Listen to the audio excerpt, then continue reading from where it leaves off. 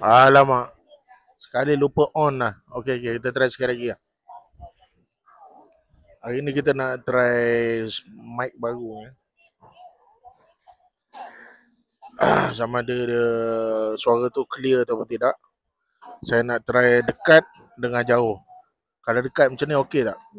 Kalau okey, komen okey ya. Kalau nanti saya try untuk jarak jauh sikit dan nak tengok suara masuk ke tidak. Kalau okey tolong komen okey, okey. Jap, okey, bye-bye.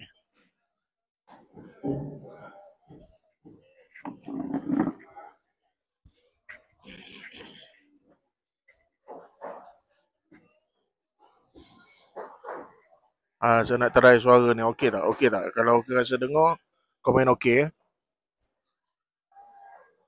Try nak testing susah juga speak. Dia punya suara tak berapa clear. Suara tak berapa kuat. Kita perlukan suara tu. Okey. Moga okey dah ya.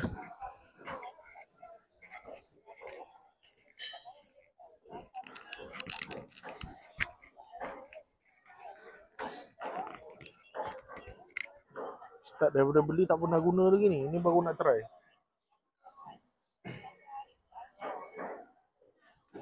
Untuk membuatkan kita punya video lagi okey lah. Moga lepas ni suara cantik, senang orang dengar. Tak adalah suara tu kecil sangat, halus sangat lah. Biar dekat tak apa. Okay, sementara tunggu-tunggu customer datang, kita training dulu ya. Okey.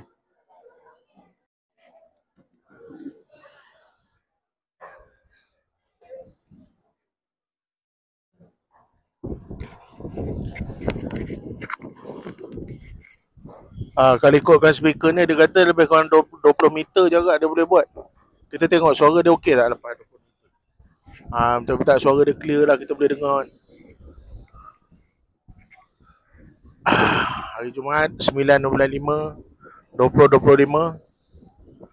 Hari ni pasal orang Sawanam bertenang, masih bertenang. Orang customer ada, tapi taklah meriah sangat, biasa-biasa je. InsyaAllah dalam sebulan lagi kita sambut Aidiladha pula. Macam mana preparation semua. Moga-moga semua okey lah. Hari ni kita testing suara untuk mic baru ni. Moga dia pemudahkan lah urusan kita buat konten lepas ni. Biar konten kita lagi okey lah. Amin.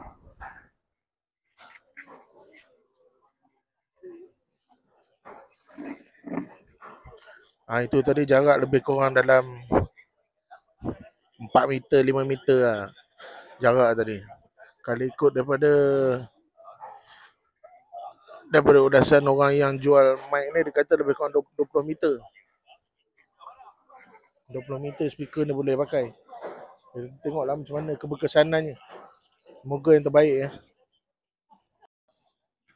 Kita nak view sikit ya, view tempat-tempat kita, apa yang kita jual pagi ni. Pagi ni kita ada jering ya. Ada jering. Ada limau pun ada, daun kunyit, bawang runcit. InsyaAllah ada halia, isi kunyit, kentang, bawang. Pagi ni ada special sikit, ada cekur